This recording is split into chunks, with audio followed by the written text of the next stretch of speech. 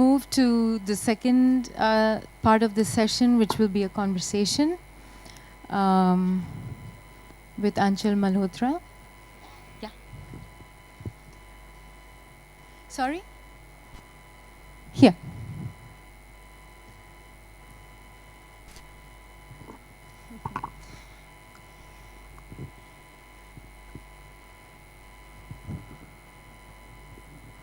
Tishani, let me start by saying that was beautiful.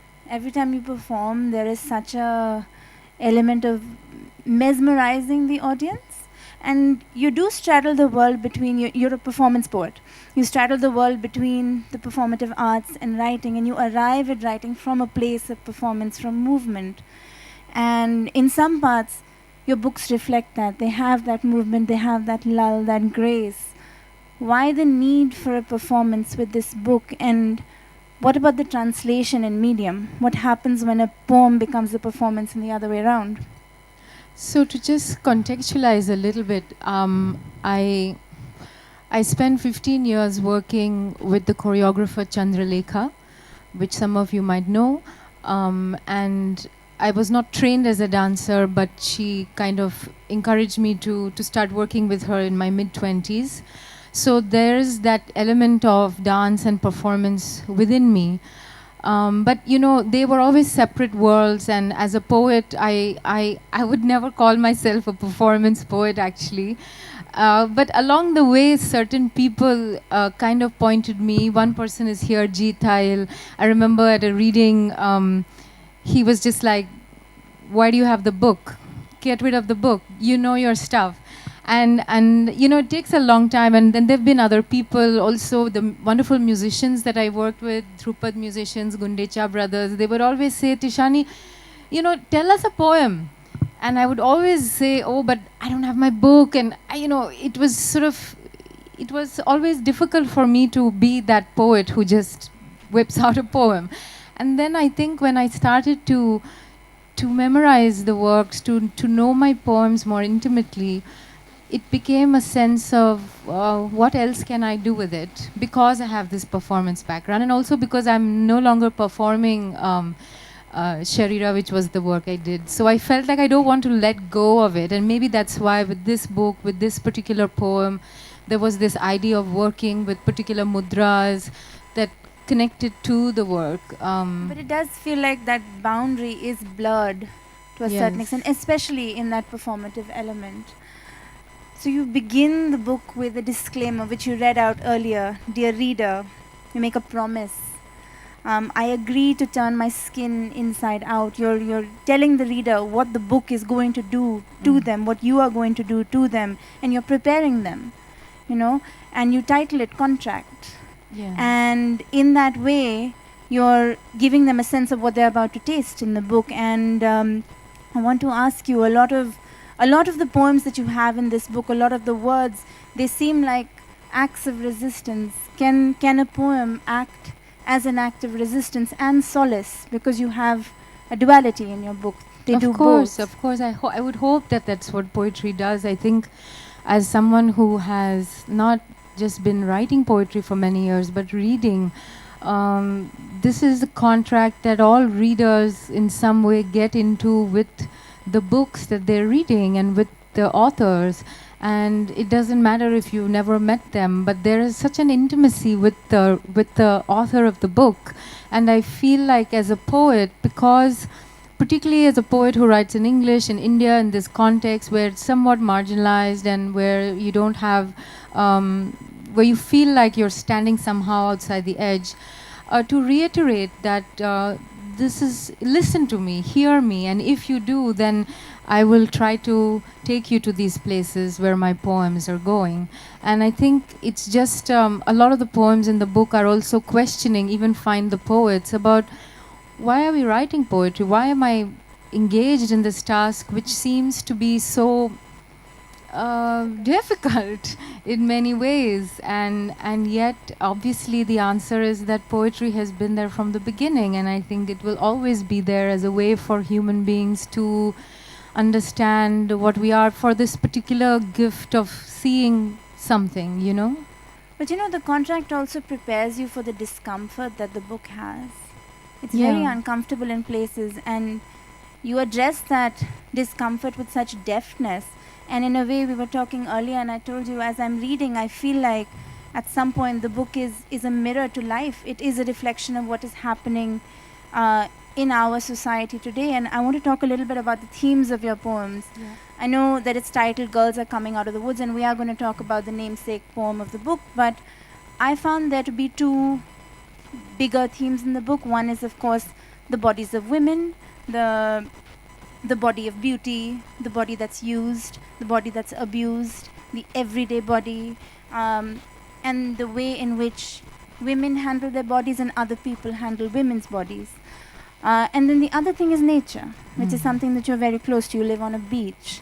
And that comes through more strongly somehow in the book, you know, this relationship with soil and smell and sand and leaves and wind. So can you talk about that a little bit, the themes? Sure. So I moved, I grew up in Madras, now Chennai, and I was born there, lived most of my life there. And maybe 5, 6 years ago, I moved out of the city along the coast to live by the Bay of Bengal, which was always a dream of mine, to live by the ocean. And what I realized was, and we have no neighbors, and I live there with my husband and 3 beach dogs. And it's a very isolated experience, and it's extremely beautiful because we have a lot of space and there's the sea there and all of these things. But it's also quite, it brings you close to a kind of mortality.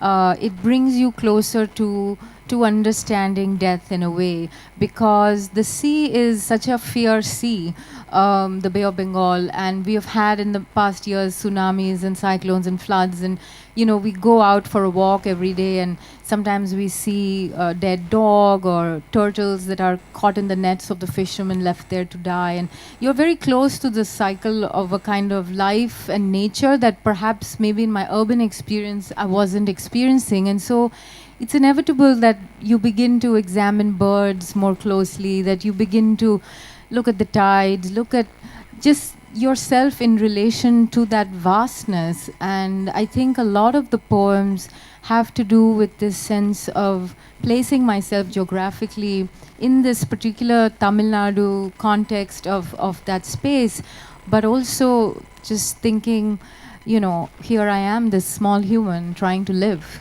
And that comes across the vastness of the world, the beauty of the world, and vis-a-vis the ugliness of what we have become. The book is also, it holds on to a certain element of slowness and ephemerality at the same time. You know, you're holding on to things that will disappear. You're holding on to light. You're holding on to wind. And I think your being on a beach adds to that effortlessness. You had a talk once titled The Luxury of Slowness. It's a luxury that not a lot of us in cities have. Let's talk about the progression and placement of the poems in the book. They start almost deceivingly, slowly, softly, and then they build. It boils very quickly, and it's almost as if you don't expect it to boil so quickly, and it becomes angry and viscous and clawing. Something is clawing at you, and it happens sometimes in poems, in a single poem. I want to read out a little small poem. It's called Fear Management. I'll read out a short excerpt. All you can see is the sun, orange and whole, rising like a guillotine into the sky. Beneath an ocean's regurgitations, often slippers, styrofoam, fossil of crab, and the fishermen dragging their nets against the lip of all this with their ceaseless, cooing threats. When so much can be vanished so silently into the dark teeth of sleep, tell me, won't you fear for your life? What it is, what it might become? And there's such a sense of Dread. mortality and immortality. It's that's again tying into this thing of this life, because I remember I went for a walk in the morning by myself, and I felt it suddenly that here I am as a woman by myself and the fishermen, and I felt a sudden threat, you know. which I think is not abnormal for Indian women to feel a threat at any point. But I think that in that particular place, because there was nothing else there, and it was probably also my own fear that was making it much more than it really was, you know, and just this sense of how maybe something can shift very quickly and move from being very paradisical and very beautiful to something quite terrifying. So that's a feeling that I feel there sometimes. And talk about how you place the poems in the book, like the movement of the work. I think it's one of the most exciting things when you write a book of poems is then you get to place them. You know, I write fiction as well, and with the novel, the narrative structure is very tyrannical because you begin and then you have to go through certain, certain structure, and it's not interchangeable to the extent that poems are completely in and of themselves complete beings. And so with poetry there's this great freedom to move them around within the book, and I feel like by choosing which one sits next to each other, they speak to each other also, you know. So I have two poems, Disco Biscuits and The Honesty Hotel for Gents, and they speak to each other because they were written together, but they also have the same format, and they also have the same voice in a way. So, I mean, this is the fun part of putting a book together. And I think also in terms of building a certain emotion, that also goes into the placing. There's also a thematic maturation that happens in the book, because at the beginning, well, you begin with your contract, and you begin, and the reader is reading what you're writing. You're telling them, hey, let me show you this, let me show you that, and then you start painting pictures, and all your pictures are not beautiful, but what you're also doing is assisting them in putting on another skin upon theirs, right? This skin that you are making for them. And at the end, there is so much anger. There's so much anger at the world, and it's incredible to see that change in your own voice as something that is so, it starts so delicately, like malmal almost, and it becomes angry, it becomes sharp. Yeah. And I want to, on that note, talk about the namesake poem, the one you read, Girls Are Coming Out of the Woods. So I think this is the dichotomy in my work, as in the sense of there is this great appreciation and need for beauty and insistence upon beauty, in fact, to have that as the center of life. Passion, beauty, desire, all those things are very important. But then there's also this sort of reacting to a kind of reality to the outside, reading the newspapers, trying to understand and negotiate your space, your place within that. I wrote Girls Are Coming Out of the Woods 6 or 7 months after Jyoti Singh was raped in Delhi.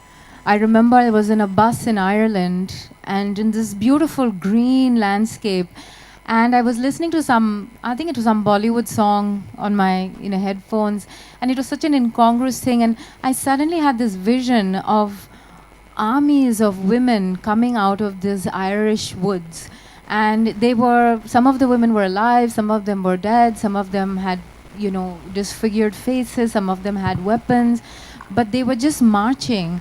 And I just kept this image and I wrote the poem because I had this sense of what do we do with all these disappeared women, not just grown up but even babies and aborted in the womb because of because they're female. And so this was one image, and I wanted to reclaim that violence, and I wanted to reclaim that in a way to say that this is not for nothing, that those voices will not be gone forever, and that they will come back and you will be forced to hear them. So it was like a kind of anthem, the poem. And then a few years later, I lost a dear friend of mine who was murdered in her apartment in Goa. And I was so shocked by this for so many reasons, because she was in her home, she was doing that thing that everybody says, if you stay at home, if you keep your daughters home, they will be safe, which is of course ludicrous and lies and not so at all. And I I dedicated the poem to her. Again, to kind of join the dots in a way to say that those stories are also our stories. Even the faceless, nameless women that we don't know, we do know. Yeah. And this is a universal thing. It's not just, I mean, we are living in India, and at some point, of course, with the personal nature of your work, it is a reflection of what we see, but there is a sameness to this experience which is universal. And in that, your book also travels around the world. You build not just the tapestry of the body, but also the tapestry of land and of season. And you have poems from Rome, and you have poems from Vietnam, and you have poems from India and Calcutta. And and I want to read out this one little bit from a poem titled The Women of Shenyang Park Sona, Gwangju. And what you describe, especially Jyoti Singh, and what happened after it, there's nothing different that's happening here. Hello, I'm naked and I've washed. The older women's bodies are segregated by hysterectomy scars. They murmur in hot tubs with head wraps, legs spread like avenues of thick black trees. They are warriors, plundered or having plundered. The threat and annihilation sits in cool dishes of water beside them. Do you feel destroyed, girl?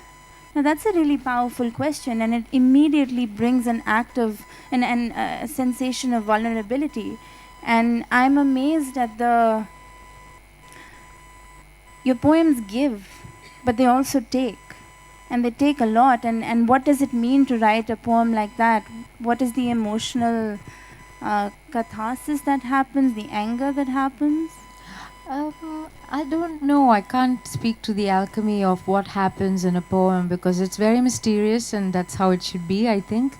In this particular poem, it's funny because I was actually in one of these baths. I had gone for a dance performance. I traveled a lot with dance, and I was so amazed at the freedom with which the women were completely naked, and I saw that in Japan and other Asian countries, but I couldn't imagine it in India, this very easiness of, and it was obviously just the women in one section, and I looked so different from them because How they were so? all Korean, Right. and I was Indian, and I thought, well, I'm going to join this group of naked women. It's kind of funny. And they were looking at me sort of suspiciously, but then I joined them, and then you realize that we are women. We have the same anatomy, the same bits and pieces, and if you look at it long enough, it becomes The same. less mysterious. So. We'll talk about the theme of travel. There is a lot of travel. How do Yeah. you write when you travel? What do you represent? How does your landscape inspire you? I've always been very reliant upon travel to sort of take me out of myself. I feel because I left home quite young and then I have lived in other places, you experience a kind of loneliness when you leave home for the first time, whether it's across the world or to a different village or anywhere. And it's one of the most valuable experiences ever to experience that aloneness because anyway, growing up in India, I didn't really experience it. I was surrounded by people a lot, which is great, but somehow being in a foreign country by yourself teaches you many things, and it teaches you to be strong also and to understand what you are. And so that was when I was 17 and a half, and I went to America, and I was scared to ask people where to buy soap, I was just terrified of asking questions. And obviously over the years things have changed, and now when I go to a place, I love that feeling of being the outsider. I love that slight discomfort of not knowing where I'm going, of being lost, of being the foreigner, actually. And I think for writers, it's a universal thing because we often feel like outsiders even when we're home. So that position of outsideness is very natural to us. It's just that geographically it can make it even more extreme, So I like to put myself in that position, and I'm really curious in seeing how other people live, exactly for this reason that, while things might seem very different, there are some core, universal, human qualities that we share, and that is the fear of death, of love of family and friends and nature, and all these things which each culture has its own way of expressing and has done for centuries. So it's wonderful just to watch that, you know. Do you have a favorite poem in the anthology? No, that's like asking if you have a favorite child. I don't know. I think it's illegal to say that you do. No, I think it changes. I have poems that I'm more fond of. There are some that I feel maybe I would not have kept them in, but then somebody else said, no, I really love this. So no, the poems are just a mix, you know. Well, I have a favorite poem, and it's because you take us through this book, and it comes towards the end of the book, and you take us on this journey, and it's a very bodily journey. It's a very almost violent journey, and then you end with a few poems that are almost ephemerally light. There is so much translucency at the end of the book. There is so much light coming in somehow. I come from writing. I come to writing from art, and so I see things with texture and color. And we start with seasons. We start with green. We start with blue. In the center there is very dark purple. There's amber. There's anger. There's browns, and then we end with this bubbly pinkness, yellowness, almost like sunshine.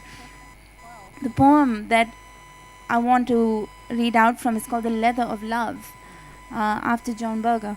And there's a little part at the end, and there is such a sense of hope in this that I love it. You write, I who thought a poem could be about a garden, a staple or hinge on which another poem could be built. I of limited imagination, I offer you my skin, which is the same as offering you the universe that breathes wild through leather that sews our stomachs to gunny bags of love. Always and only is a poem about love. And then you end the book, the very, very last line of the book is so wonderful and so brilliantly light. It says, hello heart, you still there? Can you talk about that? Yeah, I mean, I've talked about this before. It's so interesting that you think there's like so much darkness and stuff. I don't see them as quite so dark. Maybe I've been asked. People are always thinking that the poets are such pessimists and such sad, depressed people, which is why I make reference to Sylvia Plath in that opening poem. When there have been many poems who have been depressed, but I always like to classify myself as a happy poet.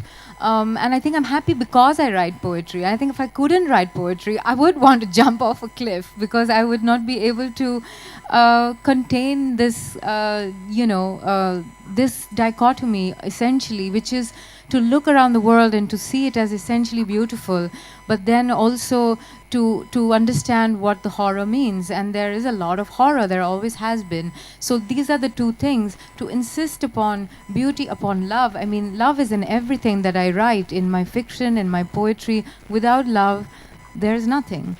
So there is that continuous return and insistence upon it. But as you say, then you kind of go away and read newspapers and realize that there's also so much we're being bombarded with, whether it's environmentally, whether it's culturally, whether it's just everything, just behaviorally. And so how do we react to that? So I write poems because that's what I have in my particular arsenal, my bag of goodies. And I'm glad that you said that it rises into this pink bubbly light, because I would hope to end the book on that sense. And it is in a way a poet who is reaffirming why poetry is important. And essentially I feel that poetry is one of the most important things, in the sense of it can do things that other things can't. And I feel like I'm being so evangelical about it, and I go to festivals, I go to schools, I talk to people, because I want there to be an understanding of what poetry might be able to do. And I feel that a lot of people have shut poetry out. Not in Bengal, of course. Not here. I think here you know exactly what poetry can do, but in other places. I think that's a great note to open up the floor to any questions that anyone might have. Okay, I see a hand at the back. Maybe we can begin there.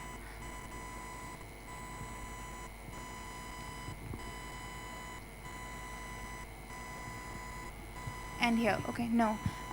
There's somebody at the back there.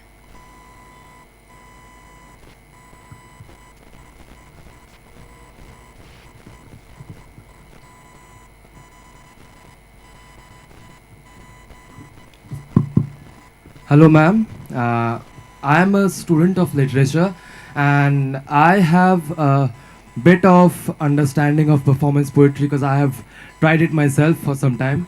So, I would like to ask you a question on that note that don't you think from the time that poetry has turned out to be now, from the earlier times that poetry was the understanding of human relationships, body, nature, self, and everything to something it has digressed to uh, providing statements and standing up and speaking out, which is good in a sense, but don't you think we have lost the purpose of poetry on how it started and how it's ending up right now? Oh, I don't know that I am the one to judge other people's poetry because I feel that we are living in pretty democratic times for pretty much everything, including poetry, and so there's a lot of poetry that exists, and you know, for a very long time there was also the gatekeepers of who decides what is good poetry and what is not, and in that I would have been chucked out for being a woman. In Plato's Republic, for instance, no poets allowed, no women allowed, and so I think that we must choose our own poets in terms of who speaks to you. I can't say this is the role of poetry, this is what is good poetry. I can only say that what I would want to spend my time with. So I know there's a lot of beautiful performance poetry happening. I know that there's also a lot of stuff which is not, it's pretty banal and not very poetic in definition. So, but you know, I think all these things, it's fine for it all to exist, and that basically there is a moment of understanding between the audience and the poem, and if that happens, that's wonderful, that's what you want. And if it doesn't happen, then move on to another poet. There are a few questions in the front.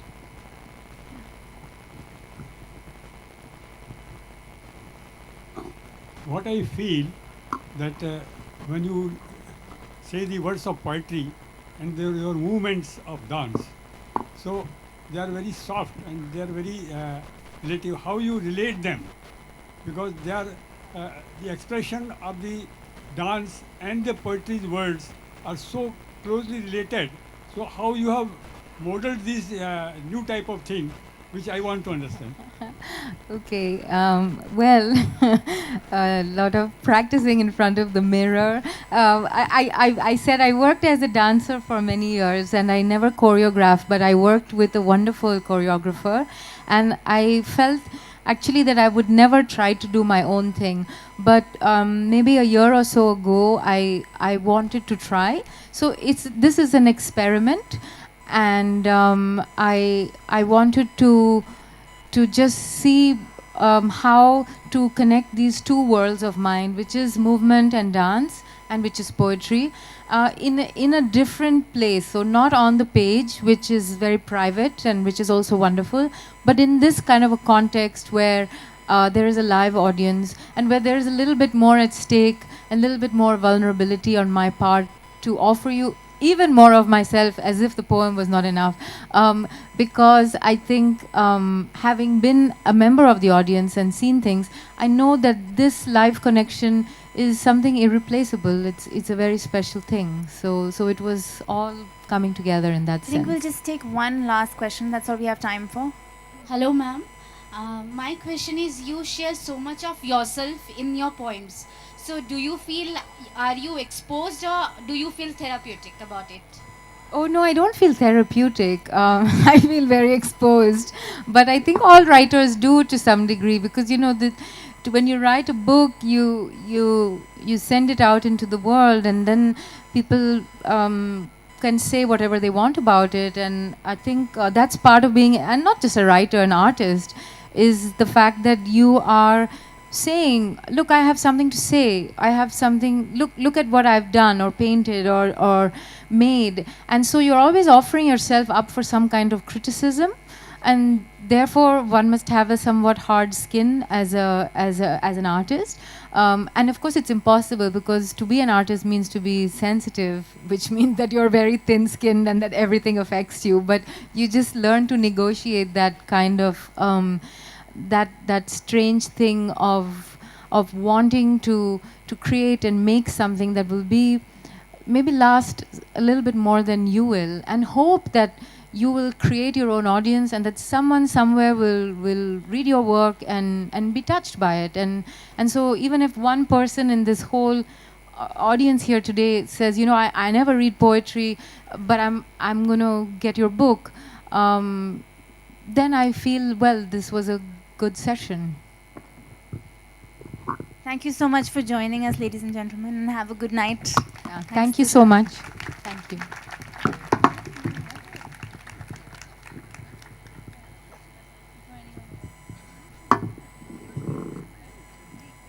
Thank you, Tishani. Thank you, Aanchal. I was just doing a count backstage of the number of women speakers and men speakers, and the women are ahead by a fair distance. So it's all good at Kalam. And moving ahead, we'll just rearrange the stage. So please give us about 5 minutes. We'll also be having an uplink with Pratik Sinha of Alt News. And the panel, as you know, is Who Fakes News. And Shondeep Roy will be in conversation with Mohua Moitro, Ankita Mukherjee, Shopun Dashgupto, and Akar Patel, who is somewhere here. And if you could just come backstage.